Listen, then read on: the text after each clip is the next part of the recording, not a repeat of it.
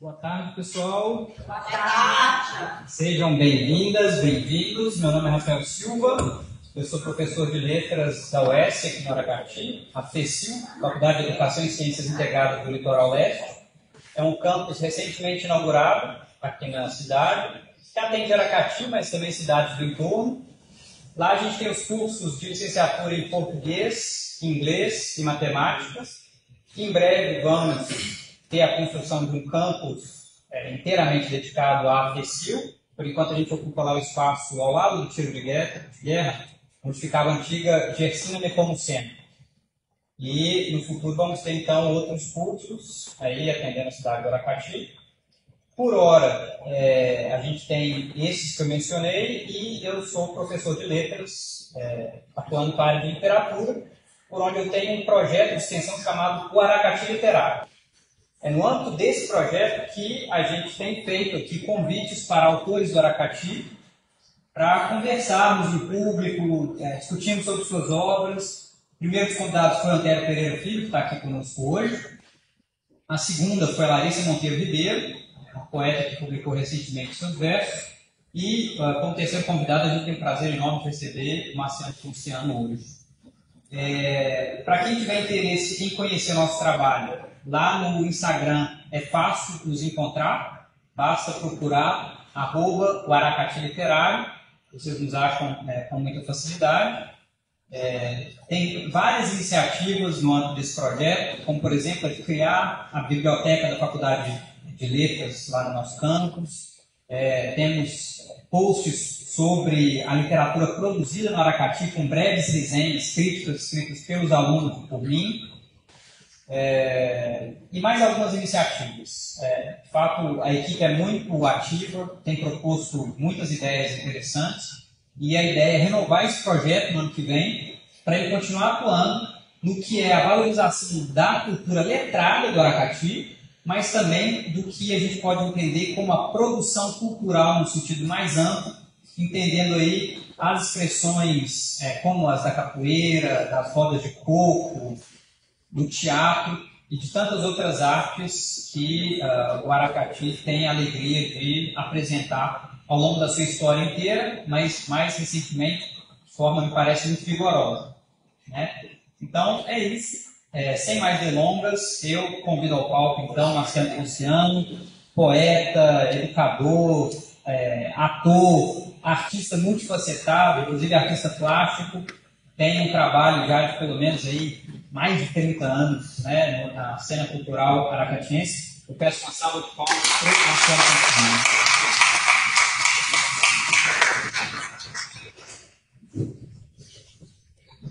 E recebendo, então, essa grande figura, eu dou as boas-vindas, agradeço enormemente a presença de todo mundo que está aqui hoje, nessa tarde de sábado. Agradeço especialmente ao Marcelo Ponciano por ter me acolhido quando cheguei aqui na cidade do Aracati. Ele e o Antero foram muito receptivos. O Marcelo me ofereceu muito material de consulta, livros, publicações, indicações de quem é quem. Para alguém que chega de fora, é importantíssimo isso. Então, muito obrigado, Marciano, por ter me recebido e por ter aceitado o convite para estar conosco aqui hoje. Seja muito bem-vindo. Obrigado, Rafael. Eu gostaria de inicialmente agradecer por esse público que está aqui ter aceito o convite. A gente sabe do desafio que é conversar sobre um assunto tão específico, né? É mais fácil vir para assistir uma peça de teatro, não é? Mas para conversar sobre os bastidores de todo esse trabalho, é algo assim de uma felicidade muito grande. Então, inicialmente, muito obrigado por terem vindo, para que a gente possa conversar um pouco, e eu creio que alguns dos que estão aqui já acompanham essa caminhada há algum tempo. Perfeito. E a gente começa esse bate-papo, Luciano, com uma pergunta que eu costumo fazer sempre nas minhas entrevistas, que é sobre a sua formação. Quais foram, assim, fatos marcantes que te levaram a se interessar pela produção cultural, pela produção artística? Se tem nomes como, por exemplo, de professoras ou professores que foram importantes, às vezes um parente, algum colega durante o seu período de formação, juventude. conta um pouco para a gente de onde parte esse seu interesse tão grande por diferentes áreas da produção artística, que, como eu já mencionei, não incluem apenas literatura, poesia, mas também teatro, sobretudo teatro, artes plásticas, educação, então, arte e educação. É de fato um artista muito facetado, né? Então, por favor, Luciano. Rafael, lá no início, acho que no final da década de 80, eu tive a sorte de ser aluno de um professor chamado Raimundo Leontino Filho, né? Raimundo Leontino, eu creio que tinha sido formado recentemente, e ali me lembro muito, com uma nitidez muito grande, uns discos que Leontino levava para a sala de aula para que a gente pudesse conhecer Carlos Drummond de Andrade, Vinícius de Moraes. Era uma coleção de LPs, eu creio, da Ciranda Cultural, Abril Cultural, alguma coisa assim, daquela editora. E aquilo me chamou muita atenção por conta do estranhamento. O que faz esse sujeito, diferente dos outros professores, de trazer uma vitrola e colocar ali um disco para a gente ouvir? Então tinha coisas que eu não compreendia, mas que me diziam coisas que eu gostava. Então, Leontino, de fato, sem saber, que eu tenho certeza absoluta que ali naquele momento o objetivo era a aula, era a aprendizagem, no sentido do currículo, né? E naquele momento foi, na verdade, a minha primeira experiência estética no que diz respeito à arte de escrever. E depois descobri que o Leontino era poeta também. E aí eu quero ver mais o que esse sujeito que me apresentou outros poetas, o que ele como poeta tem para me dizer. E foi um encontro muito feliz, porque eu tenho falado com a Antero algumas vezes e digo assim, sem dúvida alguma é dos poetas, um dos maiores, não só do Aracati, mas de expressão, porque escreve uma obra com muito requinte, muito bem elaborada. Então continuei sendo influenciado por Raimundo Leontino e, em algum momento, já na militância com o teatro, esse encontro que a gente conversa sempre, né, como é que o teatro está vinculado, o teatro e drupologia está vinculado à divulgação da literatura e de outras artes, né, dentro dessa compreensão de que unidos naquele contexto era muito mais fácil fazer chegar, né? São públicos distintos, né? Então a gente se aproximou muito para divulgar as obras que ele publicava, fazíamos recitais de poesia na Rua Grande. Eu acho que alguns dos que estão aqui vão lembrar. A gente escolhia aquele prédio da Confederação do Equador, que hoje é a Escola Regis, né? E ali naquele espaço, cedido pelo professor Regis, nós utilizávamos as carteiras da escola para fazer um espaço de plateia e os poemas eram recitados, né? Então essa foi a influência primeira. O outro artista, porque assim, eu tenho um texto que diz assim, antes de tudo poeta. Eu acho que a dimensão de todas as outras experiências vem pela dimensão da poesia. Então o teatro é por conta da dimensão da poesia. A arte visual é a dimensão da poesia. Então, como é possível dizer desse encantamento do mundo que a poesia também traduz, e traduz de uma maneira nova, aquilo que já, ao olho humano, ao olho comum, já perdeu o encantamento? Então, como dizer novamente? Então, é uma dimensão muito interessante para a produção artística. Então, outro artista que me influenciou muito foi meu irmão, o Edson, Francisco Edson. Ele é um grande artista, né? Dentro de casa, vê-lo pintando, vê-lo desenhando, aquilo me despertou uma outra possibilidade, porque eu queria ilustrar os poemas. Então, todo o vínculo, todo o gancho é com a poesia. Então, assim, olha, se eu colocar uma ilustração, eu acho que o pessoal vai se interessar mais pela poesia. Eu acho que eu consigo chegar mais facilmente se isso tiver um apelo visual também. E do Edson, era inevitável chegar ao Hélio Santos, que é um primo nosso, né? E com o Hélio Santos é assim, porque quem conhece o Hélio sabe que eu sempre digo assim, Hélio não precisa da gente, mas a gente precisa muito de Hélio Santos. Eu me lembro de ir visitá-lo e ver o quanto no universo dele ele produziu de sentido, de significado na obra dele. Muito mais do que ele sair do lugar dele, era eu que ia ao lugar, né, onde ele estava. E me lembro que para aprender o que ele fazia, ele faz muito bem, né, fazia muito bem, ele escutava Paganini, Chopin, ele tinha a vitrola dele lá que ficava tocando e eu ficava meio ali tentando encontrar uma razão de ser para estar no ateliê dele. Então, terminava o disco, eu ia lá e virava. Não, pode deixar, que era para dar tipo assim, uma utilidade para a minha presença. Então, ficava ali e nisso, olha só que interessante. Esse garoto de 17 anos, 16 anos, começou a ouvir Paganini, a ouvir Chopin, a ouvir Tchaikovsky, aliás. Então, esse foi um caminho de muita abertura e de muita percepção, né? Então, esse caminho das artes visuais, no teatro, na verdade, havia um grupo de atores que estavam insatisfeitos com a cena teatral no sentido da produção teatral daquele período. Lá, década de 90, final da década de 80, eles queriam fazer um teatro sério. O teatro sério era drama, no sentido sério da produção, né, da questão estética, enfim. E se fazia muita comédia aqui em Aracati. Aí descobriram que lá no BNI, que é a escola do Carvalho, havia um colega que datilografava os poemas em tirinhas de papel, como fossem cartões, e fazia os arabescos com caneta porosa, que era essa junção da poesia com a ilustração.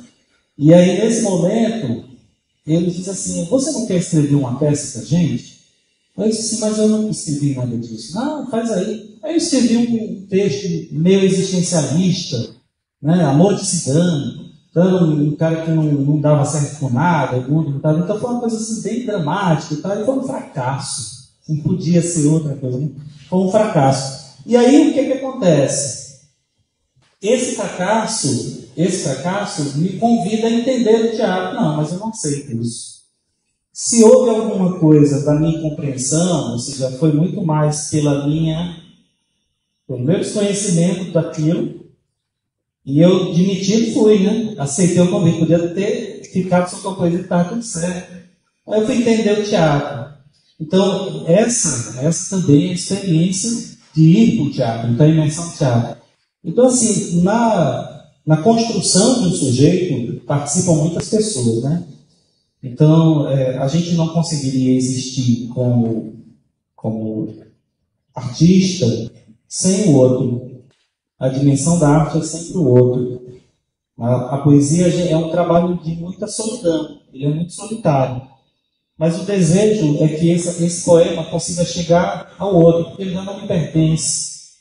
Ele não diz mais só para mim, ele tenta dizer para o outro e diz de modo diferente. Uma experiência semelhante a essa, eu escrevi um poema, compartilhei com a tela, aí o Antônio disse assim: mas você escreveu isso para mim? Eu disse: pode ser, né? Você está dizendo. Por quê? Porque ele foi tocado pelo poema de modo muito especial. Então, como acontece. Então, continuo dizendo, Rafael, que eu sou esse sujeito que tem uma dimensão na poesia, né? Então, tudo para mim é essa dimensão poética, né? Essa dimensão desse olhar de estranhamento, né? Esse olhar que me desperta. Então, se faço alguma coisa, me preocupo muito com essa dimensão da estética pela poesia. Perfeito.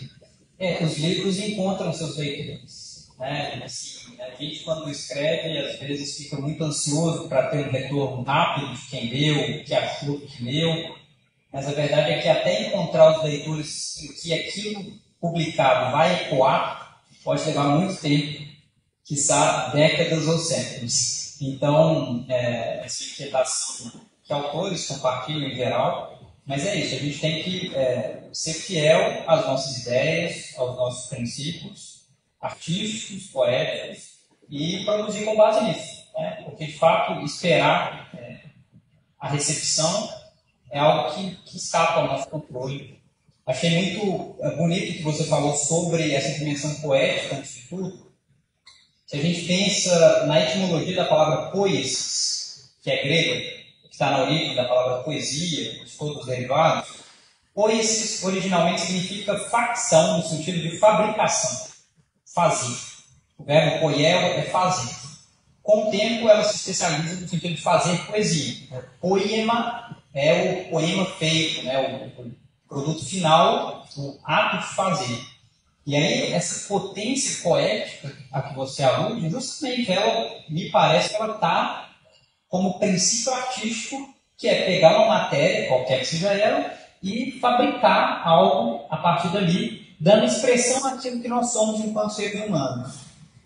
Então, eu acho que é possível perceber nas várias iniciativas a que você se dedica, os poemas, as artes plásticas, né, o teatro, essas várias influências que você menciona, o Raimundo Dontino Filho, realmente uma obra sensacional, ainda pouco conhecida, mas que a gente precisa divulgar, fazer chegar a mais pessoas, porque ela é de uma iluminação profunda, né? Quem já leu os versos do Leontino sabe que ali, às vezes, tem a representação de um aspecto muito cotidiano da realidade, às vezes, mas que dá a ver o que significa estar no mundo. E consegue alcançar uma profundidade, às vezes, com objetos completamente banais. Isso é o quê? Isso é o olhar próprio, estranhamento, como Marciano disse, desse poeta, que, acaba de saber, então, inspirou Marciano, involuntariamente, atuando enquanto professor, mas essa é a magia da educação. Né? A educação é outra que também a gente não consegue controlar quem vai ser tocado. Provavelmente da turma do Marciano, muitos sentiram essa experiência dos discos de recitação do poema como simplesmente uma chatice. Mas tocou um, e um que não é qualquer um. Um que fez e faz acontecer muita coisa. E é por isso que logo mais a gente vai conversar também sobre o seu aspecto de educador, que é uma dimensão importante desse trabalho, né, de artista. Mas antes eu queria, então, que você contasse um pouco para a gente sobre o período de, vamos dizer assim, deliberação, criação do Grupo Lua Cheia de Teatro. Eu aproveito para convidar todo mundo que está aí hoje, né, esse público maravilhoso. Caso não conheça ainda o trabalho do Grupo Lua Cheia, procure no Instagram, procure no YouTube. No YouTube também tem um canal do Grupo Lua Cheia, tem muito material sensacional sendo publicado hoje. E faço esse convite a que vocês sigam. Tem também um site onde muito material é disponibilizado gratuitamente. Então, são ótimas referências aí para entrar em contato com a produção teatral no Aracati. Mas mais do que isso, né? Lá é um repositório de simplesmente toda a vida cultural dos últimos, talvez, 30, 40 anos. Então, conta um pouco para a gente, Luciano. Eu já contei um pouco sobre como é que eu chego ao teatro, né? Então, esse mesmo grupo, ele queria montar um grupo e a coisa precisava ter um nome, né? Então, é muito curioso isso. Eu gosto de contar porque foi inusitada a coisa. A gente ia para a escola, aí meu Deus, não, mas tem que ser um nome legal, tem que ser um nome bacana. Então, vem aquela ideia, né? Aquela tempestade de ideia, vem ideia que é legal, tem que são cafonas, então tem coisa interessante, tem coisa absurda, que meio que promete demais, né? É uma expectativa grande o nome. Aí eu olhei para os colegas assim, gente, vamos fazer o seguinte, eu acho que a gente já falou muita bobagem, vamos, deixa silenciar aí, o primeiro que falar vai ser o nome do grupo. Vamos nisso, porque aí fica aquela ideia de que a gente vai pensar bem antes de falar alguma coisa. Eu não sei quem falou, mas era um dia de lua cheia. Aí disseram, por que não lua cheia? Aí não podia ser outro, entendeu? Era um elemento importantíssimo do ponto de vista da estética, daquele dia, daquele céu, e de como aquilo poderia trazer uma luz. Então ficou o Grupo Lua Cheia. E o Grupo Lua Cheia, a gente foi formado por pessoas de várias frentes, né? Então é um grupo que começa com a proposta de fazer teatro, mas tinha pessoal da literatura que produziu, me lembro, Arnaldo Lima, é um poeta também muito expressivo, que hoje reside lá no Fortim, o Arnaldo Lima fazia parte do grupo nessa primeira etapa do teatro. E a gente via a possibilidade de dar vazão à verve artística, né, de cada um dos integrantes. Então tinha o pessoal das artes visuais, tinha o pessoal da poesia, e a gente viu que isso era muito interessante. Então, agregar pessoas que cada uma tinha o seu público e de que maneira isso poderia se fortalecer. Né? Nós buscarmos formas de dar vazão a essa produção que o próprio grupo já estava entre os seus, não só entre os atores, mas há muita atividade que não é vista no teatro. Né? No teatro, de modo geral, tem o pessoal que faz figurino, tem o pessoal da técnica, como o Edivan está aqui bem fazendo, né? Então, até apresentar, muita gente já se envolveu. A gente não consegue visualizar essa produção, mas ela é evidente pelo que se vê, né? Então, essa foi uma coisa muito importante e é muito importante ainda hoje. Então, se você vir, como você bem citou, o canal do Grupo Lua Cheia, o site do Grupo Lua Cheia, as redes sociais que o Grupo Lua Cheia alimenta, elas são compostas dessa pluralidade. Então, a gente nunca achou um lugar só para o Grupo Lua Cheia. Se você for visualizar o nosso material, o Antero vai lançar um livro, está lá o Grupo Lua Cheia montando uma peça para fazer parte, como foi uma História de Assombração, e a gente fez um campo inusitado, né? Acho que poucos autores topariam fazer uma casa em ruínas, que hoje é a biblioteca pública do município. Estava em ruína e era uma maneira da gente levar uma atenção para aquele prédio. Porque se estava acontecendo na cidade uma feira literária, nada mais justo que levar esse público a conhecer alguma coisa e fazer uma provocação para que as autoridades realizassem algo. Fico muito feliz que, de fato, se consolidou a ideia lá no início, de modo muito precário, né? Uma casa empoeirada, uma casa inabitada, e a gente levou o livro do Antero lá para dentro dessa casa, a apresentação realizada nessa casa. Então veja que nesse exemplo que eu estou dando, a gente faz um caminho pela educação patrimonial, pela memória, pela história, essa parceria com a literatura, como eu falei, se envolvendo na causa da publicação do livro do Antero. Foi curioso que uma vez eu visitei um Antero, não vai dar certo não. Eu acho que o pessoal está esperando de mim uma obra robusta, né? Uma obra condensada sobre a história do Aracati, mas aí eu vou escrever História de Assombração. Aí eu disse assim, agora é tarde, meu amigo, porque nós já fizemos o espetáculo e agora nem que você queira, nem que você não queira, você vai ter que fazer. Então, faça a sua parte, nós já fizemos a nossa. E também diz para o Antero vai escrever muito, né? Ele ainda vai nos entregar muito material, mas ele será carinhosamente conhecido como o escritor das Histórias de Assombração, que não é um livro menor, mas é um livro que nos toca de modo muito especial. Somos uma cidade cheia de simbolismo, né, Antero? Somos uma cidade cheia desses mistérios, e é tão bom vivê-los como você contou. Como você colocou história, política, religiosidade numa obra que, uma leitura muito superficial daquele primeiro momento, parecia menor, né? E se mostrou exatamente o contrário.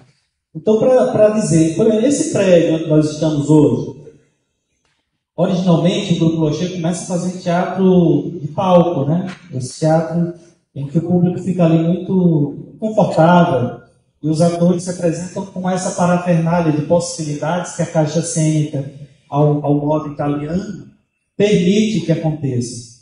E a gente percebia que a gente não tinha nem esse espaço, porque as escolas que detinham os auditórios, havia uma pauta que não encaixava as nossas pautas.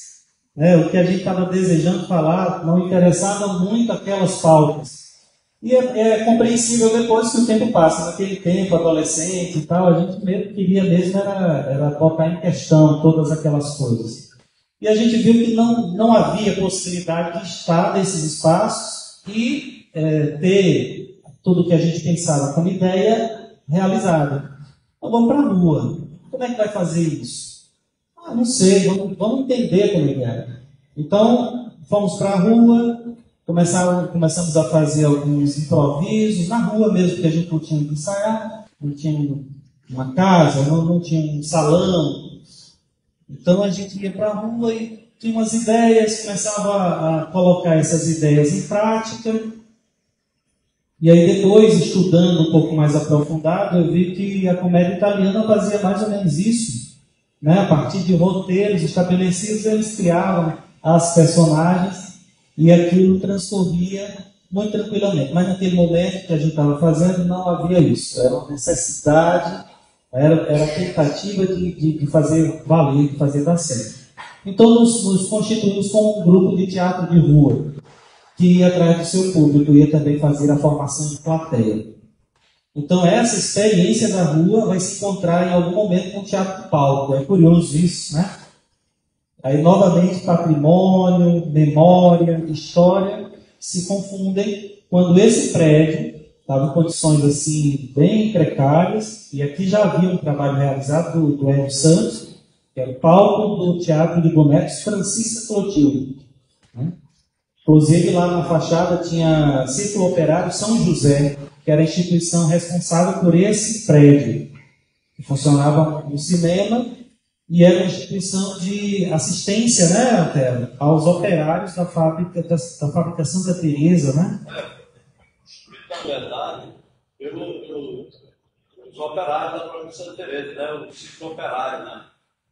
Então havia isso e, tipo assim, estava ruído, né? Tinha cupim, tinha bastante coisa.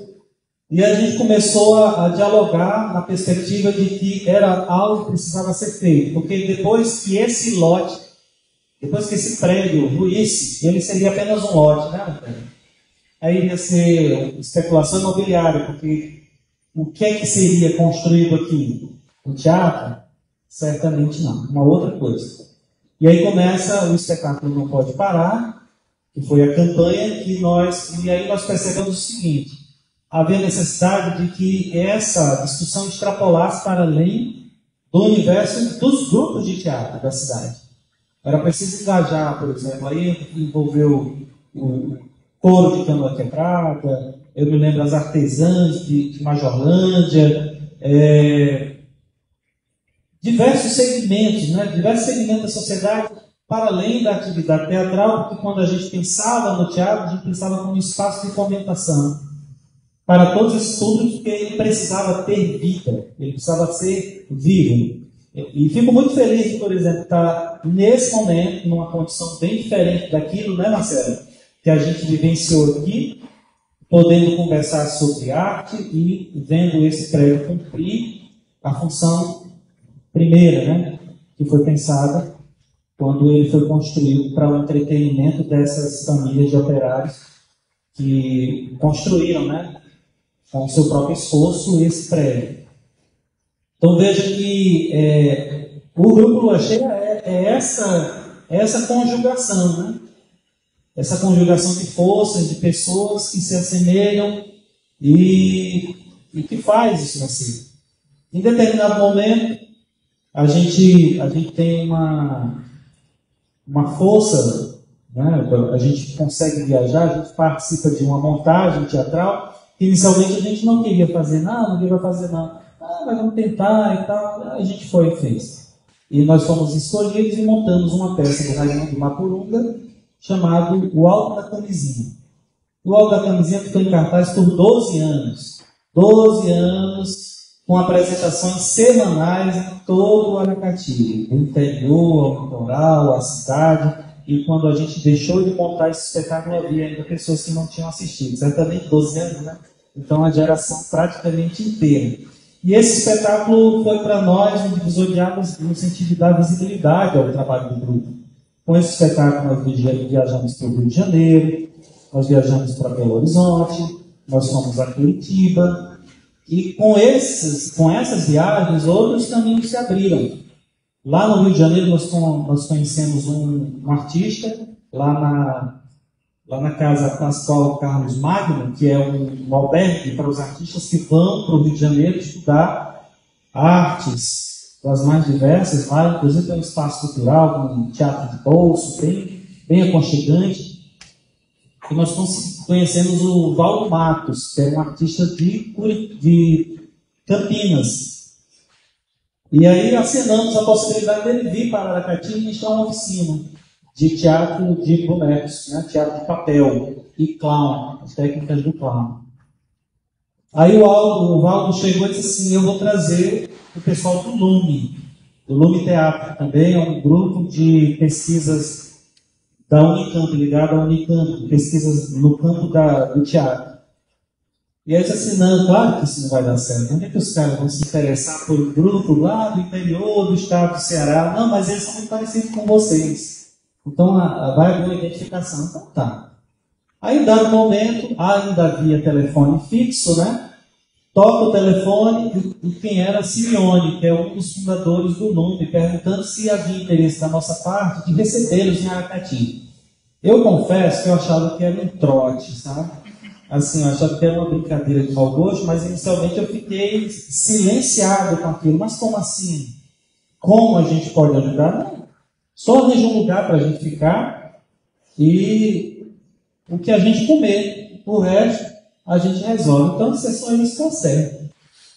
Eles vieram para Fortaleza, para o Colégio de Dança do Ceará, e aproveitaram a oportunidade de vieram passar um tempo conosco. Aí o Simeone chegou e disse assim: eu vou trazer mais gente para vocês. Aí chegou lá, conversou com a Delvane Neia, que é uma palhaça também, dedicada às técnicas do clown. Vem a Delvane para cá. Depois vem o pessoal do Barracão Teatro, também um grupo de Campinas.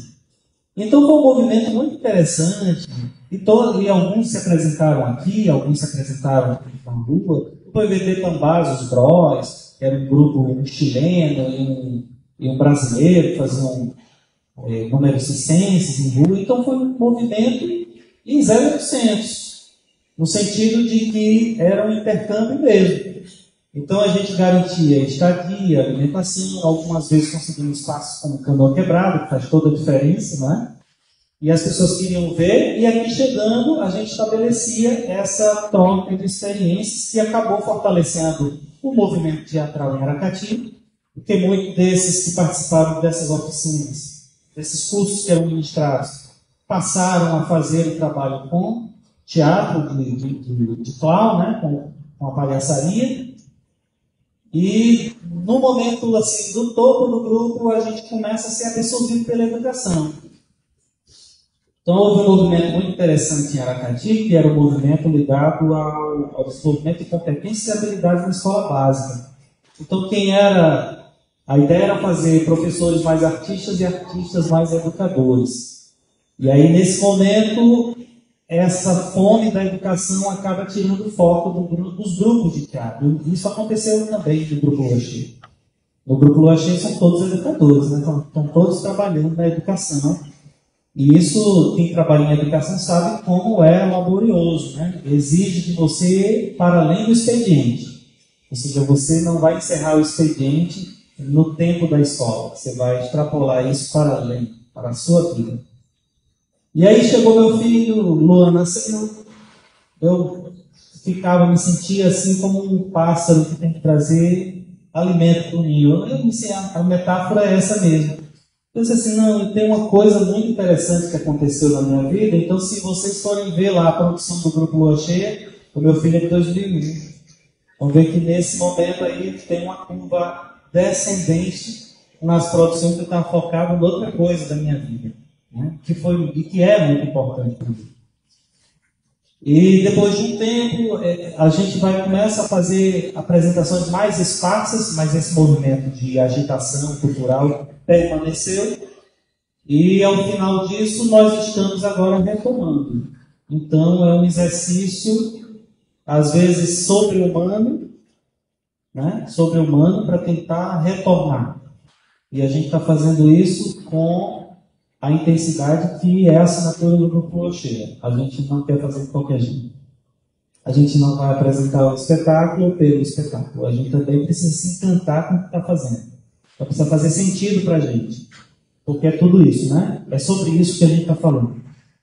E aí aguardem que muito em breve a gente vai estar, né, numa situação muito mais parecida com essa do que aquilo que a gente tem produzido até agora com esse trabalho. E aí eu combinei com o Rafael, né, que a gente faria algumas participações. Tem como a gente está falando do Grupo Lua Cheia? Eu queria chamar, vou ter dois trabalhos aqui de duas atrizes do Lua Cheia, uma é Silvania Ponciano, que é minha irmã, que está comigo de longa data, e a outra é Regina Oliveira, que é minha esposa, minha companheira, e tá a primeira pessoa que vê tudo, né? Então, ela tem esse, não sei se privilégio, né? Porque depende também, é a primeira etapa mais brutal do trabalho quando nasce. Aí vocês ficam à vontade. Quem que vai primeiro? A Silvanice. Silvanice vai apresentar um texto que foi utilizado originalmente para uma montagem de um espetáculo chamado Porquê do Caminho. E aí, nesse espetáculo, a ideia era trazer a figura do tempo, né, com a sua dinâmica sobre a vida das pessoas.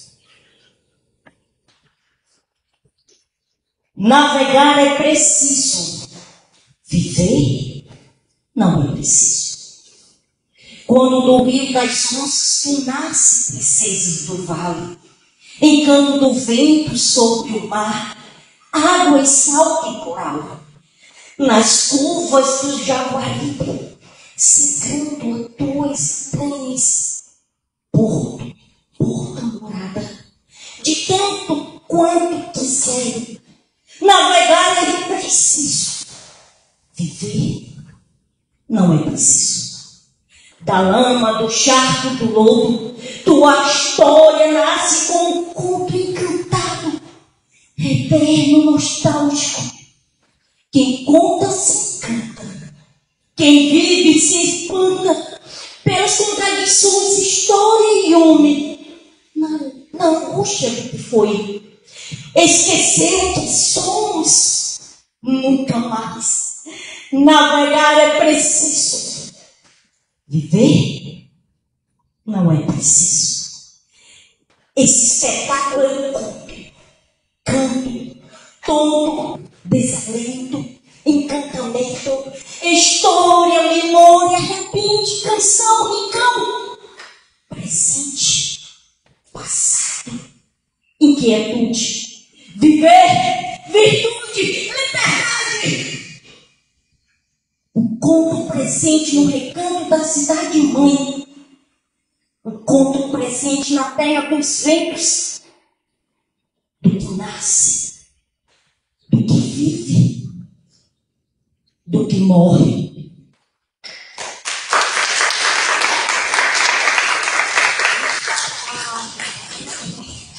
Muito bonito. Obrigado, Silvanise. Linda a recitação.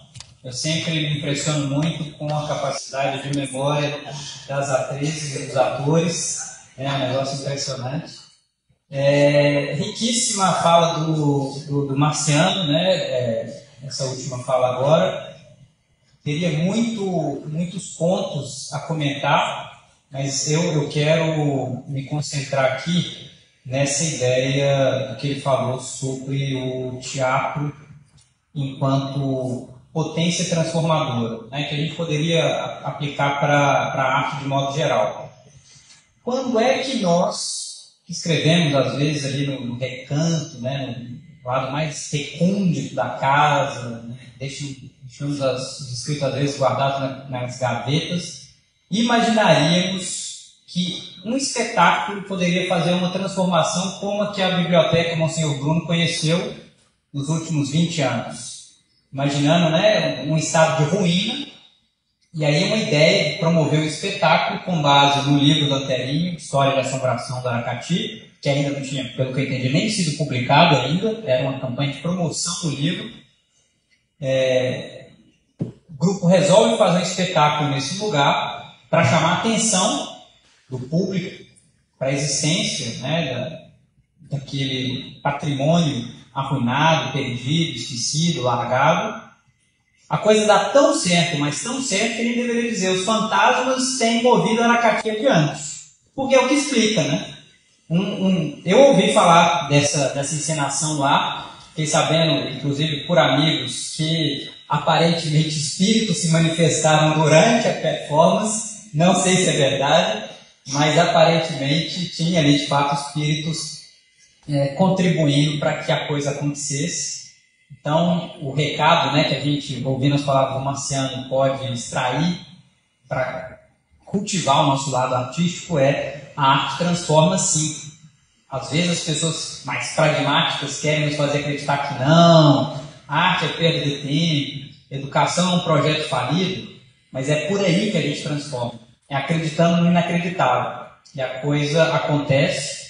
Marciano é prova viva disso. Não conhecer essa história, maravilhosa, maravilhosa mesmo. Uma alegria muito grande. Eu vou aproveitar, né, esse momento oportuno para compartilhar com vocês também um desdobramento do nosso projeto lá do Aracati Literário, junto com outro que se chama Mito em Cena, que foi, a princípio, a tradução do texto de Antígona, de Sófocles, para o português.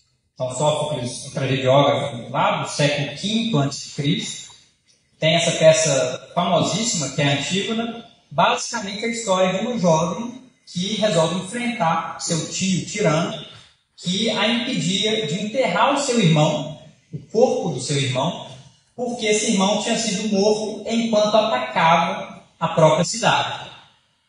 Óbvio que esse irmão tinha lá suas razões para ter se voltado contra a cidade.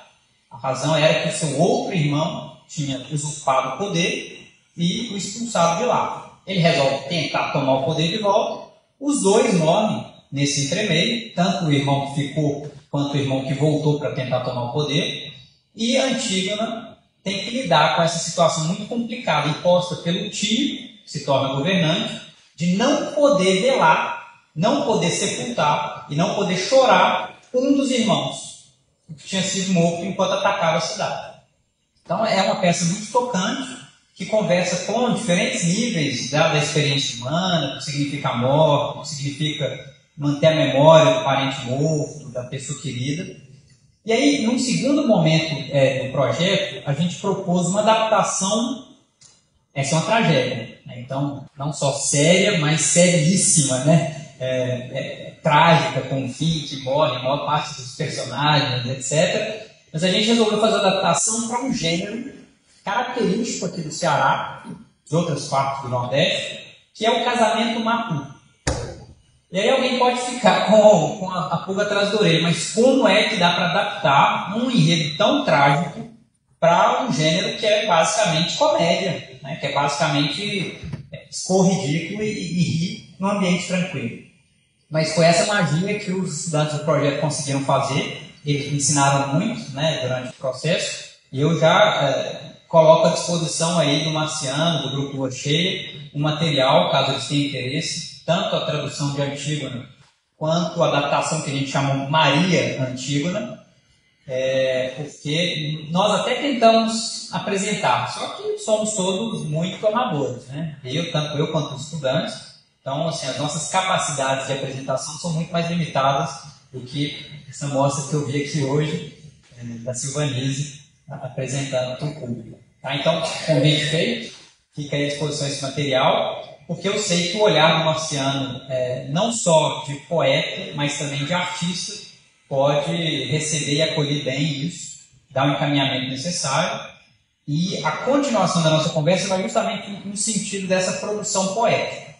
Por quê?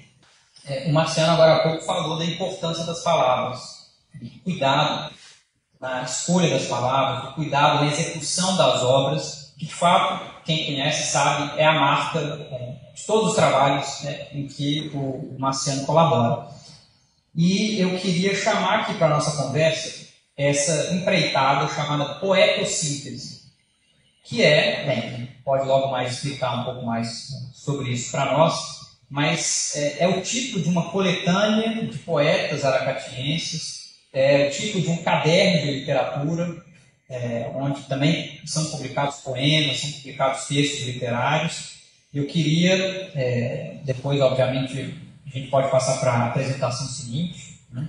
Que é uma forma também de dar uma animada na conversa, mas eu queria que eu ouvisse um pouco falar sobre o Poeta Síntese. A gente não comentou ainda sobre a peça Aracati, mas depois podemos voltar a isso. Essa sua produção poética, publicada por escrito, né, divulgada aí em cadernos, em livros. Conta um pouco para a gente. Antes dessa publicação que você mostrou, que é uma coletânea em que estão os trabalhos meus, né, do Evandro Braga e do Manuel Lima, dois outros colegas, artistas e atores também, né? Poetas e atores que participaram dessa coletânea. O Poetossíntese é um movimento de poesia, né, com essa animação cultural que a gente fazia, que é fazendo o trabalho do Grupo Rocher, que começa lá em 1990.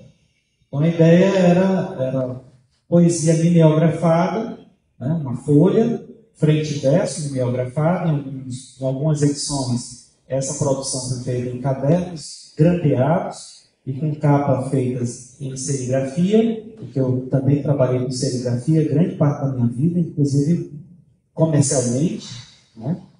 E nesse trabalho do Poetossíntese, a gente até conversava no documentário que nós fizemos para divulgar um pouco sobre a história desse movimento, que a poesia precisa de um suporte, né? Ela tem uma necessidade para ser divulgada, para ser apresentada, de ter um suporte.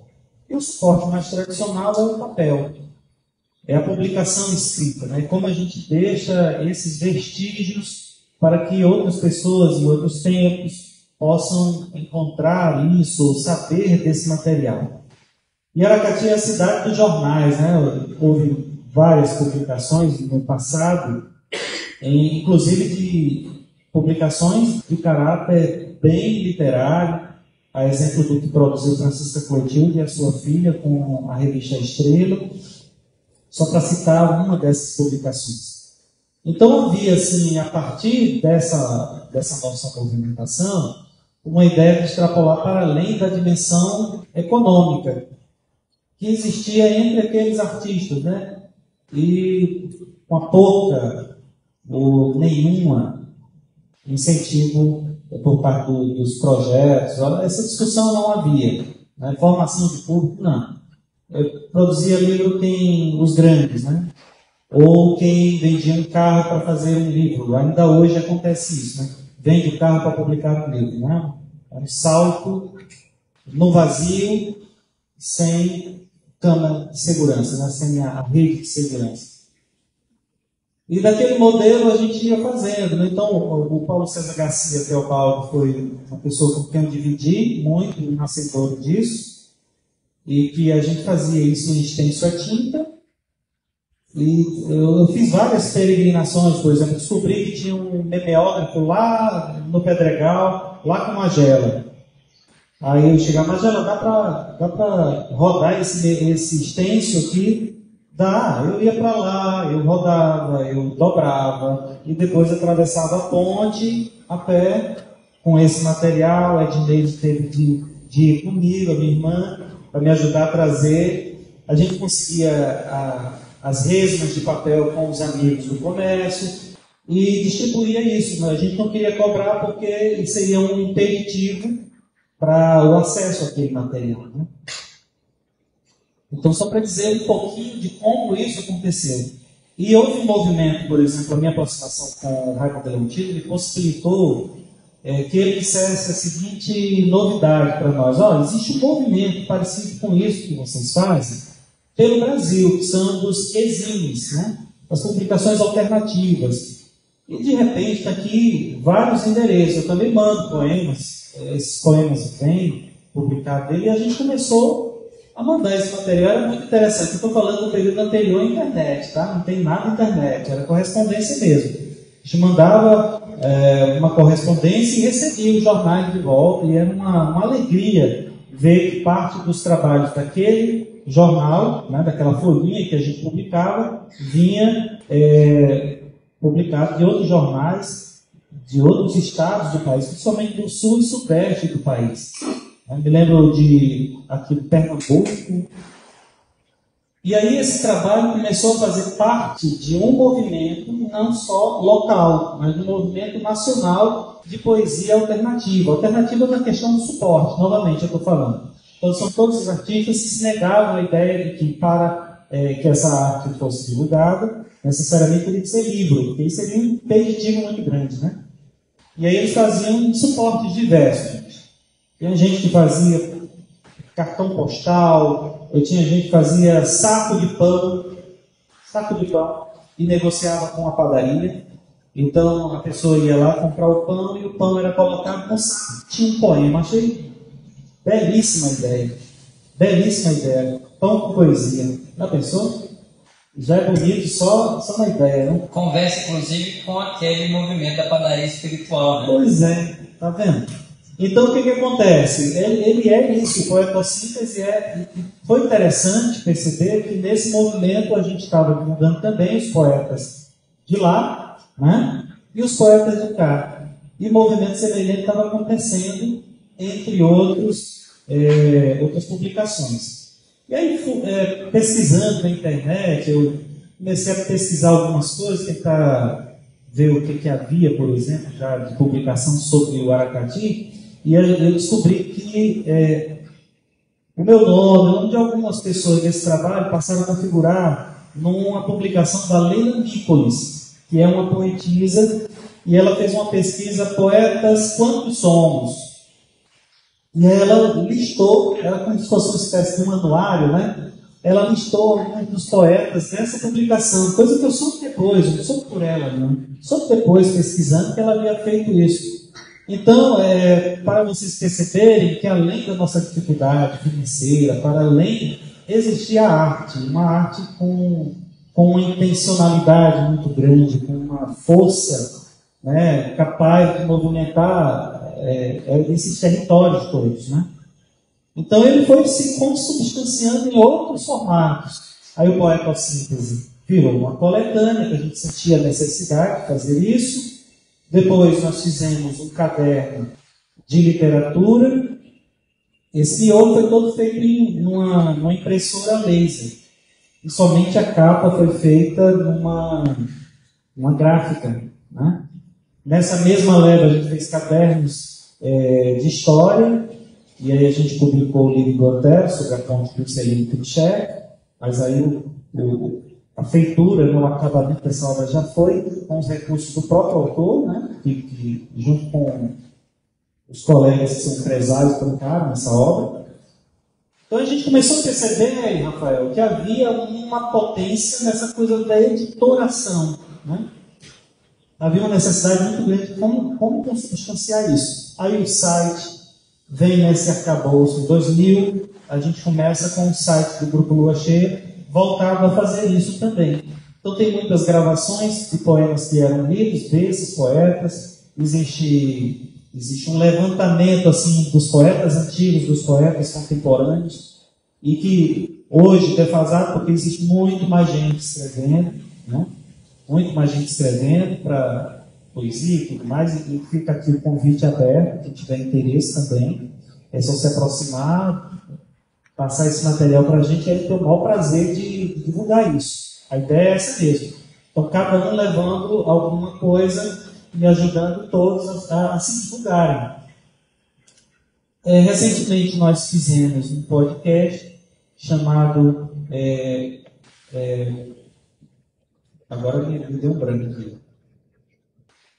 Poesia em Companhia dos Poetas Aracatins. Era um projeto originalmente feito lá para o Teatro Hélio Santos, e a gente tomou isso para fazer os podcasts. E a obra inicial, a obra primeira que a gente resolveu apresentar foi a obra poética cearense, Poemas das Secas, de Dr. Eduardo Alves Dias, cujo encontro foi possível porque o meu amigo Otero me apresentou essa obra. Você que gosta tanto de Eduardo Dias, vê esse livro dele. Então, quando eu conheci o livro, eu disse assim, nossa, isso é uma potência, esse material. Ele não pode ficar aqui, né? A gente tem que transbordar nisso. Inicialmente era para um grupo de teatro lá do Instituto São José, que é o Grupo Dias de Teatro, que é uma homenagem a Eduardo Dias, fazer esse recital. Mas aí a coisa não saiu muito, e eu fiquei com um desejo muito grande de fazer isso, então dá para cá de volta. e a gente vai fazer. Nós fizemos 10 poemas que estão disponíveis nas plataformas. Aí, você está entendendo a inserção novamente? Então a gente vai, está no Spotify, está no Deezer, está no iTunes, enfim, em todas as plataformas, na Amazon Music, está lá. Bota lá, Poesia em Companhia, de Eduardo Dias, você vai ver 10 episódios, são 10 recitais desse trabalho coletados, desse material. Na agulha desse trabalho está o poeta e boêmio, né, Paula Ney. Paula Ney, a gente descobriu uma obra de um biógrafo cearense que se dedicou à vida de Paula Ney. Paula Ney escreveu, o que tem escrito, na verdade, é a memória dos amigos que vivenciaram, dividiram os passos. O próprio livro coloca que havia uma intencionalidade de não escrever, porque a poesia, na sua dimensão maior, ela precisava ser desrealizada. As pessoas precisavam ver a intensidade do momento. Então havia uma ideia dele que resultou nesse apagão completo de tudo que ele escreveu. E os colegas, grandes poetas daquele período, resgataram algumas coisas, transcrevendo isso. São 5 sonetos apenas que estão no livro. Mas vai valer muito a pena apresentar esse poeta que a gente considera aracatiense muito mais pelo fato de puxar a sardinha para o nosso lado, né, Natália? Puxar a sardinha para o nosso lado porque ele passa por Aracati e nasce aqui em Aracati, muito mais circunstancialmente, por conta do envolvimento do pai dele, que era um ativista político, que estava em campanha, e passando por Aracati, a esposa que acompanhava ele para onde ele ia, resolve entrar em trabalho de parto, e ele nasce em Aracati. Mas, de fato, é mais a ideia de divulgar o Aracati, né? Há muitos motivos para fazer isso. Então, esse é um bom motivo para fazer isso. De puxar esse foco, mais uma vez, para a cidade de Aracati. Então, há para nós aquilo que, mesmo que de modo muito efêmero, tem acontecido, né? Apesar que o Paulo Ney, ele, além de não ter escrito quase nada, né? Era tudo oralmente, os amigos que ele pegava, ele conseguiu escrever, depois até da morte dele, né? Quero lembrando. Mas eu tenho uma certa reticência em relação ao Paulo Ney, porque ele nunca citou Aracati em nada, né? E o poema mais famoso dele é a Loura Desposada, a Fortaleza. Então, como o Marciano diz, aliás, a poesia do Marciano é importante, penetrante, né? Sempre, muito tentador. Mas o Paulo Ney como ele disse, que circunstancialmente nasceu no Aracati, mas nunca realmente falou nada sobre Aracati. Sensacional. Pessoal, a gente deixa aí o microfone aberto se alguém mais quiser perguntar, fazer comentários. Eu queria só pegar um ganchinho nesse comentário que o Marciano fez sobre o Paulo Ney. Um dos aspectos do projeto Aracati Literário é justamente tentar refletir sobre o que significa Aracati em termos de literatura, né? E aí, se a gente pensa no que é uma produção regional, então, litoral leste do Ceará, o que significa uma literatura aracatiense? É só a literatura de alguém que nasceu na Aracati, né, de forma mais, digamos, fechada possível? A gente trabalha no projeto que literatura aracatiense é a literatura produzida por aracatienses, é a literatura produzida por quem viveu no Aracati, por quem passou no Aracati e refletiu sobre ter passado aqui, que incorpora nas suas expressões, no seu modo de ver, o que significa, né, a vivência, a experiência do litoral leste do Ceará, e isso obviamente abre para muitos outros nomes, além daqueles que estritamente nasceram aqui. Paulo Ney é um dos que nasceu, mas, curiosamente, é um dos apagados da história por essa decisão, que é muito bonita, na verdade, né? Pensem aí em grandes poetas que não escreveram nada, mas que deixaram seu nome marcado na história. 2 saltam imediatamente à memória, né? O primeiro é Sócrates, mestre de Platão, de Aristóteles, nunca escreveu nenhuma palavra. O segundo é Jesus Cristo, não preciso falar, né? Uma das maiores personalidades aí da história da humanidade. Não escreveram nada, ou muito pouco. O que restou foi o que eles passaram, né, adiante por meio dos discípulos que aí sim escreveram. Paulo Ney aparentemente teve discípulos, mas se tornou menos conhecido do que os supracitados. E um outro comentário que eu queria fazer antes de devolver a palavra para o Marciano Marciano acaba de me dar uma ideia para um projeto de extensão futuro. Que aparentemente, se eu propuser o Aracati Literário, Grupo Lua Cheia, pesquisar só a história do Grupo Lua Cheia, os arquivos, essas contribuições para jornais do Brasil inteiro, tem material para um ano de pesquisa, uma organização, né, assim, digamos, narrativa do que foram esses anos de luta, esses anos de estabelecimento, fazer entrevistas com os membros do grupo, aqueles que são hoje, aqueles que foram antes. Então, parabéns, é um trabalho sensacional. E o resgate que o Lua Cheia faz, eu sou um dos resgatados, né? Se não fosse ele, não teria escrito nada.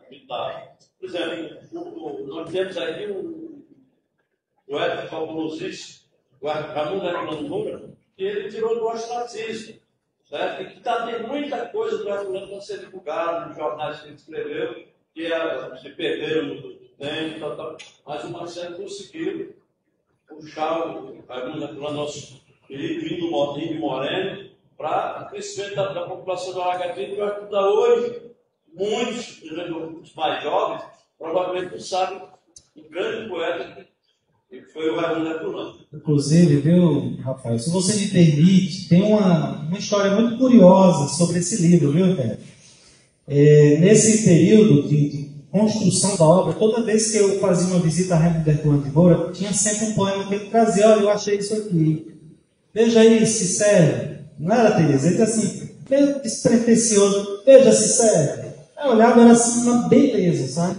Não, mas esse outro aqui, e esse outro? Não, esse outro eu não gostei, não. Eu disse assim, deixa eu dar uma olhada. Olha, mas por que não gostou? É tão bonito quanto? Eu disse, não, mas eu não gosto, não, mas eu posso colocar na lista do material. Se você achar que é legal, eu era professor de latim. Então, imagina a potência e o conhecimento da língua, né, da palavra escrita. Então, era belo o que ele fazia. E nesse trabalho, novamente, a obra de Raimundo Herculano de Moura, ela foi ilustrada por desenho de Francisco Edson, né, que é um irmão meu e também artista visual, artista gráfico, né? E a obra precisava ser apresentada em grande estilo. Aí eu disse assim, não, tem que ser Raimundo Leontino. E Leontino, nesse período, estava fazendo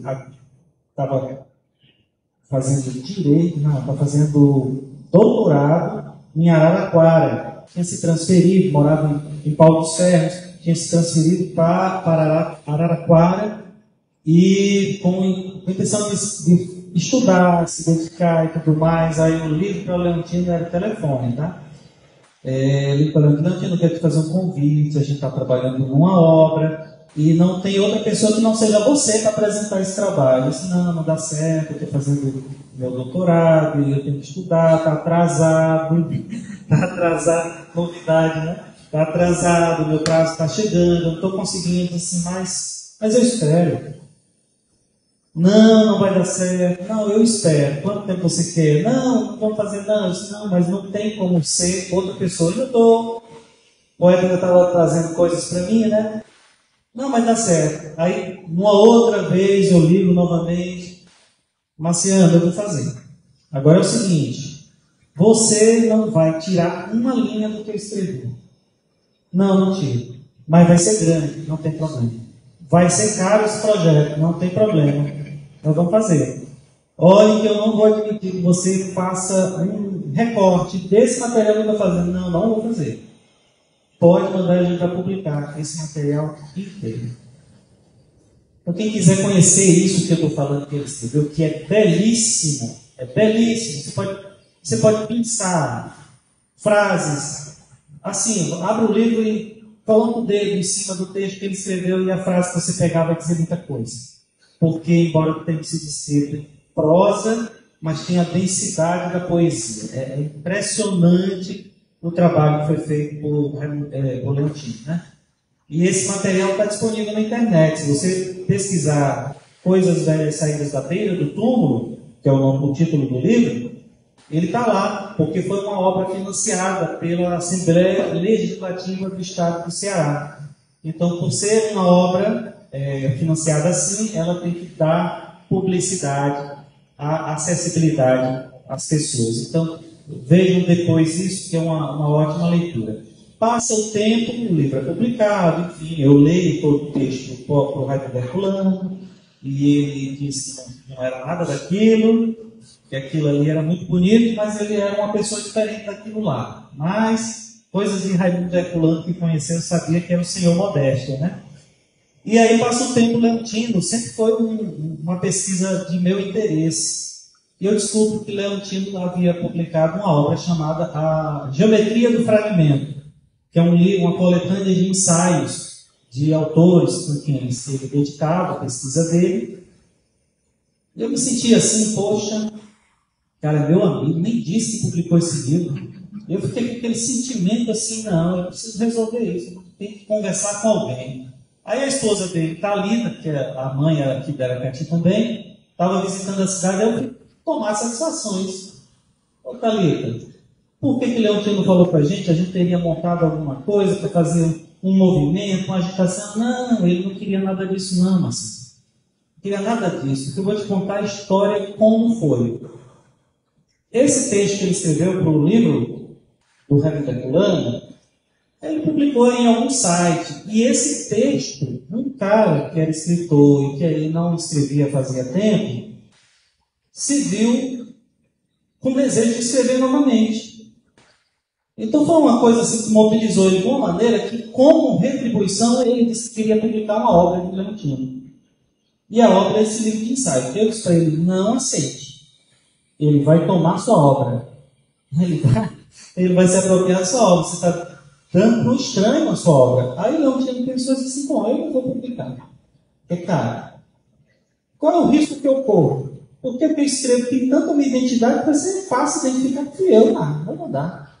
Mandou um tempo imenso, nada de devolução. A mulher chegou e disse, eu não disse para você? Eu não disse para você que você ia ser enganado? Você foi enganado. O cara pegou o teu livro, ele vai publicar como sendo ele. Daqui a pouco chega a boneca. A primeira boneca que a gente chama boneca amostra, né? Para você dar uma vista no material antes de ser definido. E dali a um tempo chegaram as caixas com esses livros. Então, quando o Leontino me contou isso em detalhes, eu disse assim, nossa senhora, que corrente é essa, né? Coisa é essa que faz literatura puxar literatura, a arte mobilizar uma pessoa, um estranho, pelo poder da palavra, pela potência que se diz. Então, mais uma vez, não poderia ser outra pessoa que não fosse Leontino para apresentar aquela obra. É uma forma também da gente colocar, por trás desse trabalho muito duro, né, de muita dureza, tem esses pequenos lampejos de pessoas que creem tal qual nós acreditamos, na possibilidade, né? No salto, né? No salto sem saber o que é, no lançar-se na correnteza. Porque a gente está vivendo um tempo de muitas certezas. E tempos de muitas certezas geram coisas que nós estamos vivenciando que nos inquietam a todos. Então, a gente deveria ter mais dúvida, a gente deveria provocar mais, na dúvida no sentido de gerar a pergunta, de buscar entender por que as coisas são assim, e por que não pode ser diferente. E só existe esse caminho? Qual é outra possibilidade? Quando o professor Rafael me chama para fazer parte desse momento, eu já havia acompanhado meio que à distância, porque a minha atividade tem uma frequência muito grande, né? E vi a dificuldade e quanto isso é importante. Já pensou, mestre Antero? Se nós tivéssemos um colega como o professor Rafael, lá na década de 90, esse tempo todo de caminho realizado, quanta coisa a gente não teria feito, não é? E assim, que importante que o Rafael chega agora e junto com o seu grupo de alunos, que é o S, assume esse comprometimento. Que coisa dela, gente. E eu vejo assim o trabalho desse grupo de estudantes se inserindo no universo da oralidade, lá em Canoa Quebrada, ouvindo pessoas simples, né? Construindo um conhecimento que não está nos livros. e que talvez seja muito mais importante do que estar lá nos livros, né? Ficar colhendo lá na fonte. E o quanto a gente tem que se dedicar. Aí é que eu faço um convite para todos vocês usarem as redes sociais de vocês para toda vez que sair uma publicação do Aracati Literário, levar adiante essa mensagem. Talvez esse seja o aprendizado maior que se possa ter aqui, porque foi isso que o grupo Lua Cheia fez. Transformou a dificuldade em potencialidade. Ou seja, como é que a gente dá esse salto? A gente não tinha internet naquele período, a gente não tinha acesso. A gente não podia ter um site, que era caro. Eu fui entender como é que faz site, porque eu vou entender, eu vou fazer. A gente não podia ter livro, mas eu comprei uma impressora e fiz o livro do mesmo jeito. Quem pode dizer que não é um livro? E quem quiser que lute, porque eu já estou lutando, né? Então é mais ou menos isso, a gente meio que não se deixar amesquinhar diante da impossibilidade. Eu acho que a impossibilidade é que vai fazer coisas grandes. É esse teatro, é esse colega que está aqui, que eu conheci como adolescente, hoje está aqui dando uma contribuição fantástica nessa atividade tão importante que são os bastidores do teatro.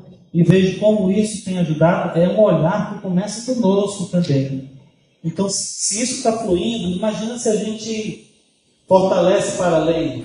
Nem todo mundo pode ser poeta, mas é tão bom quem gosta de poesia, quem gosta de arte, que a gente tem uma carência gigantesca desse movimento não é, de sensibilidade, de despertar.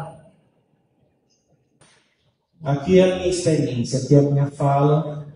Eu sei que o convite para vir no sábado, às 5 da tarde, para conversar sobre arte, né, Cris? Cris, que foi minha aluna também, talentosíssima, de um improviso maravilhoso. Então, vim no sábado. A gente podia estar fazendo qualquer outra coisa, né, gente? Nem tudo está perdido, viu, professor? E aí eu fiz o quê? Eu disse assim, cada um vai trazer mais um. Liduína fez isso, né? Liduína veio, trouxe Mazé e trouxe a irmã. Mexantel porque Mexantel tem que vir sempre, porque é pé quente. Quando ele está conosco, eu vejo aqui o colega, né? Artista plástico, tranquilo, a Tereza também aqui conosco. A poetisa aqui de cordel, Josencia, que faz versos maravilhosos, Ângela, grande parceira que estava conosco nas ruas, cantando, levantando a bandeira, fechando o ouvido para quem queria dizer não para a gente meio quase no movimento insano, indo para cima e fazendo as coisas acontecerem. Né? Tanta gente, Socorro, que sempre acompanhou nossa trajetória. Né? Então, é esse movimento. Marcelo que fazia música de cena para a gente tão bem. Né? Hoje, quem é Marcelo? Marcelo é um grande músico da cena musical de Aracati. Né? Então, é esse movimento que vai gestando outros movimentos.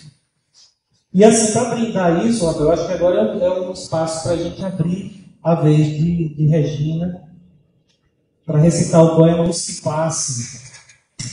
Bem-vinda, Regina. Só já vou cantar aqui a bola, Josecília. Estou com vontade de ler sua produção, viu? Marcelo depois me passa. Silêncio. O sino da matriz anuncia com voz abafada que o tempo forçosamente caminha entre os que passam. Passos solenes, passos tristonhos, passos nervosos, passos soturnos, passos dispersos. Pessoas vêm e vão, meio-dia, meia-noite, sem perceber. O credo de seu timbre é mais que uma promessa, mais que anjos serafins, mais que a eternidade das almas. O sino da matriz revolta-se em ares, como uma voz em meio à multidão. É semente como a noite, dormente como o esquecimento, voz sem língua, anjo sem asa. Ó triste som, o que cala no coração dos que passam sem saber.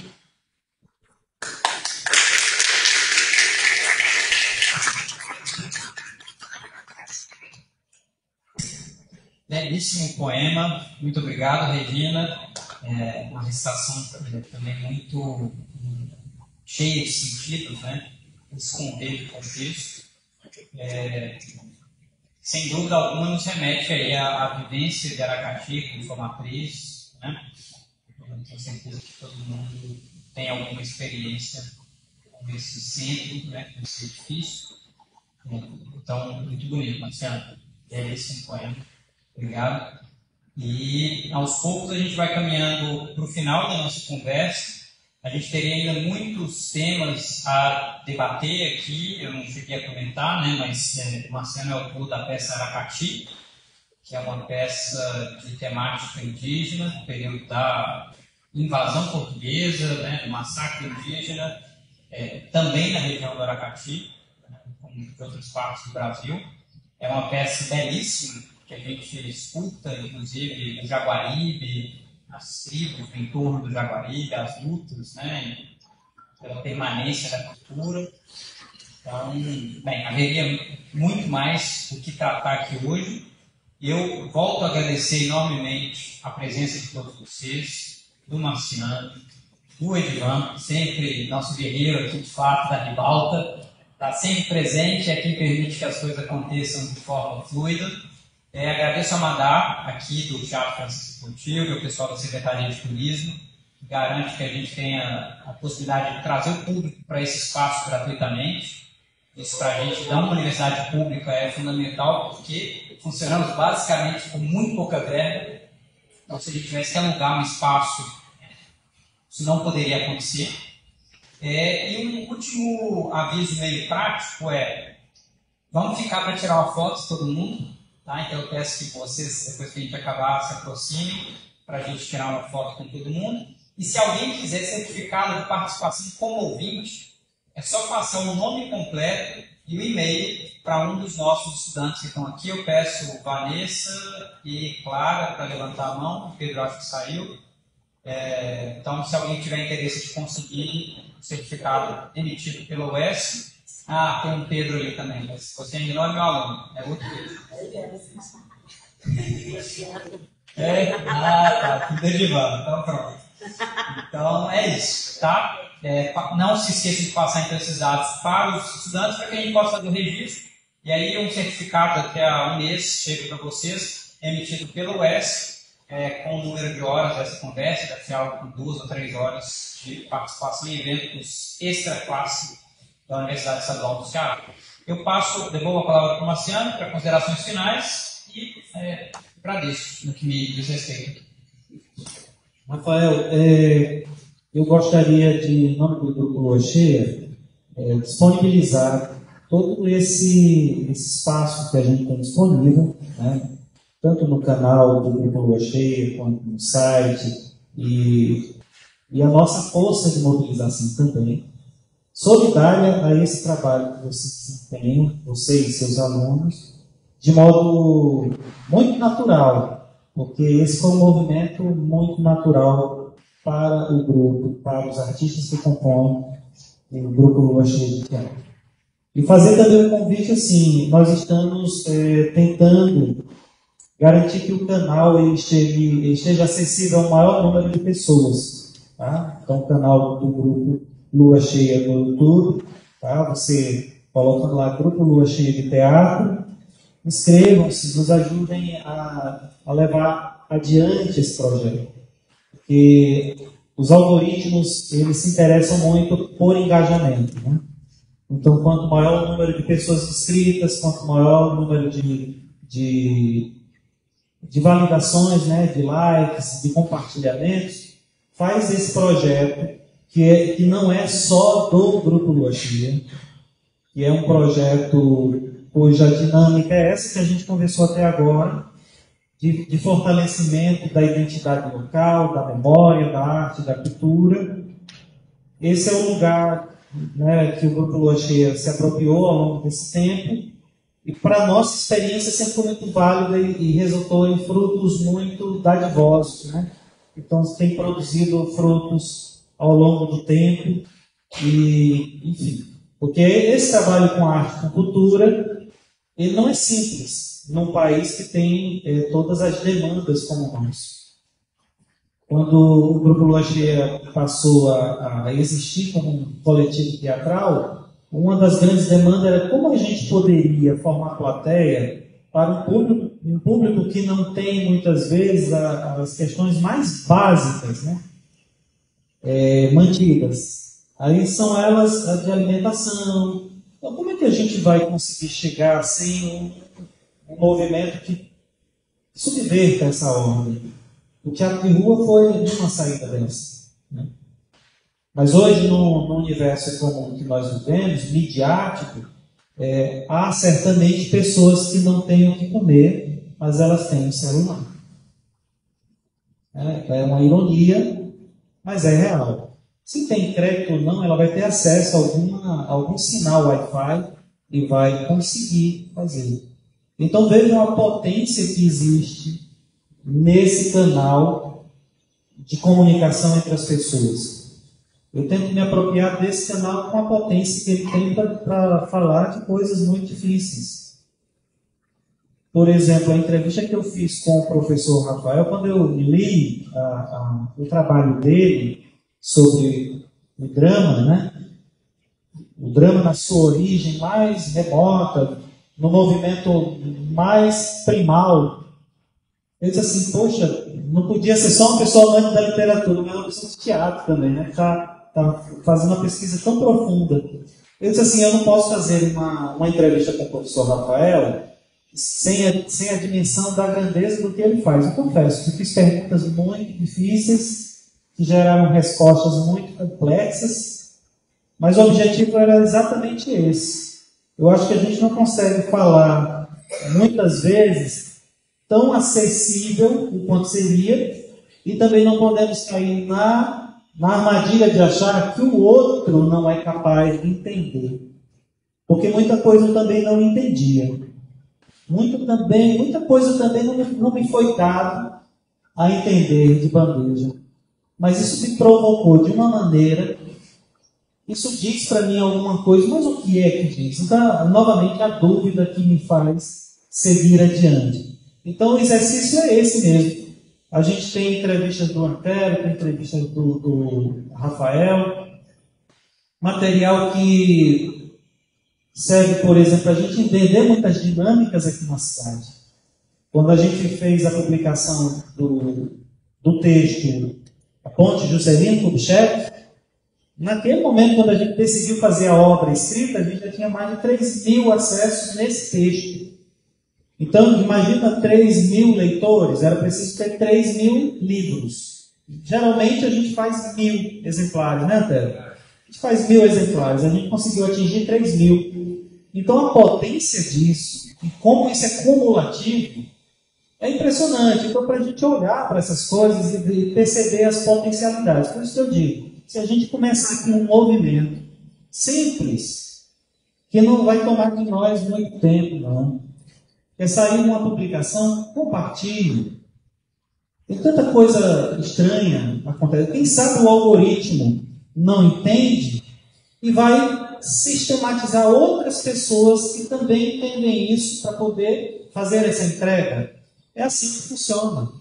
Então, a gente usar esses meios que nós temos, que são muito eficientes sobre esse aspecto, para fazer chegar essa mensagem que é tão importante, né? Então, daqui me sinto muito prestigiado, né, de conversar com você, de conversar com os amigos, são todas pessoas muito queridas, né? Os seus alunos nem todos eu conheço, mas já quero muito bem, né, porque me sinto representado nesse movimento com eles, e de dizer para vocês que o que a gente vivenciou esse tempo todo não foi possível se nós não tivéssemos a paciência, a tolerância, de tanta gente que ficou pelo caminho, de tanta gente que seguiu conosco, de tanta gente que nos ajudou a fazer desse sonho que aparentemente era só nosso, num sonho possível, né? Numa realidade percebida por mais gente. E é isso, muito feliz por estar aqui, de que Tereza tenha vindo. Às vezes é tão pertinho, mas é tão difícil, né, a gente organizar. Então, o museu é outro espaço fantástico, gente. Cheio de dificuldades, cheio de desafios, porque, volto a dizer, um país que renega a sua memória tem um projeto muito estranho para a sua história. É importante a gente reconhecer o museu como espaço de produção de conhecimento. E o Museu de Aracati faz parte do movimento nacional de museus. Então ele está conectado com o que está sendo discutido de modo muito contemporâneo sobre os desafios desses espaços, que são considerados hoje como espaços de convivência e produção de conhecimento, não mais um local estático, né? de depósito de resquícios do passado, né? Mas espaço de produção de conhecimento. Quantas vezes Mestre Antero precisou usar a hemeroteca do museu para as pesquisas, né, Antero? Quantas vezes a gente entendeu a dinâmica da cidade, os seus contextos culturais, sociais, econômicos, a partir da exposição de fotografias do Aracati Antigo? Quantas vezes o museu abriu espaço para pequenos ou artistas iniciantes? Aí eu vou citar um aqui, Gerson de Pirajá, que hoje desponta no cenário nacional como um grande representante das artes visuais no Ceará. Um jovem que, eu falo jovem porque pela idade dele, pela produtividade do caminho que ele fez, tem socializado esse conhecimento lá na Escola de Artes e Ofícios, né, formando novas turmas, se engajando com o movimento de divulgação do museu. Então, percebam que esse é um movimento necessário, feito por pessoas, cada um faz o que é possível fazer, e junto a esse esforço, né, vai dar coisas tão bonitas quanto isso que a gente publicou, e que não importa muita gente não, mas importa demais para muita gente, né? Acho que a gente precisa ter clareza e não abrir mão, como você falou, daquilo que é a essência, né? Muitas vezes a gente não vai ser compreendido no nosso tempo. Muitas vezes as respostas do que a gente está falando aqui não são nos dadas nesse tempo. Mas as perguntas, elas precisam existir como meio de provocação.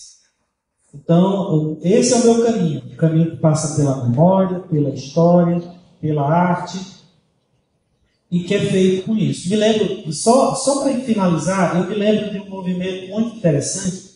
Eu sou uma pessoa muito tímida, eu estou aqui, mas eu tenho os meus fantasmas, entendeu? Eu tenho também os meus grilos, as minhas limitações. E muitas vezes, o que nos faz seguir adiante, o que nos faz saltar diante desse abismo, é a possibilidade do encontro, né? De dizer de mim, daquilo que melhor eu tenho, para o outro. Porque eu sou um sujeito produtor de linguagens, né? de sensibilidades estéticas. E certa vez houve um concurso de poesia. Hoje é a Praça Adolfo Caminha, né? A gente pouco sabe, a Praça da Caixa d'Água, né? Só conhece mais pela Praça da Caixa d'Água, que é onde fica a Caixa da Cagés, né? Aquele reservatório de água da Cagés. Então, de tudo acontecia naquela praça. Ali havia uma espécie de uma coberta, né, Antero? E aí, por exemplo, apresentações culturais, quadrilhas, bandas, espaciais, os players, enfim, esse movimento da década de 80, todo acontecia lá. Carnaval era parado, né? O trio elétrico ia lá, ficava parado lá na praça, que era da comunicação, por causa da rádio que ficava ali. E, enfim, a Adolfo Caminha não me sai da memória, eu persisto dizendo que é a Praça Adolfo Caminha, porque é importante falar de Adolfo Caminha. E foi feito um concurso literário promovido pela Associação dos Universitários Aracatienses, que estudavam lá na UERN. E eu me inscrevi. E assim, uma coisa muito importante é que a gente não consegue existir sem essa força, sem o contato da família. Eu me lembro assim, de mamãe, indo para lá, ouvir o poema que eu dizia, E era um poema concreto, e eu falava sobre o trabalho, e cabelo grande, lembra, Antero? Antero era secretário de Cultura nessa época. Imagina, Antero como secretário de Cultura, né? Quantas dificuldades, né? E aí eu começava com um poema dizendo assim, do trabalho, trabalho, trabalho. Do trabalho, trabalho, trabalho, trabalho. Do trabalho, trabalho, trabalho, trabalho. Cada vez eu acrescentava um trabalho. E aí eu ia para uma construção de como se faz um vidro, né? Do silício, aí eu falando, construindo aquela pecinha de vidro, e depois dizia do trabalho, trabalho, trabalho, trabalho. E o povo gritava, o disco está enganchado, muda o disco. E eu lá tremia tanto, as minhas pernas tremiam tanto, e eu lá do trabalho, trabalho, trabalho. Eu poderia ter falado um soneto, né, Rafael? Eu poderia ter rimado, mas eu fui levar ali aquela potência, aquilo que meu coração queria dizer, né? Aquela poesia concreta. Então alguns vaiaram, alguns falaram assim, esse gracejo aí, e eu saí daquilo assim apavorado, sabe? Mas muito satisfeito, porque mamãe estava lá também, talvez sem entender o que eu estava dizendo, do trabalho, trabalho, trabalho. Mas muito feliz que eu tinha saído de lá, gente, no terceiro lugar. Porque quem estava lá julgando os trabalhos? Raimundo Leontino Filho. Então é muito encontro pela vida, né? Como diria o poetinha, né? A vida é a arte do encontro, embora haja tantos desencontros pela vida. Muito obrigado, pessoal.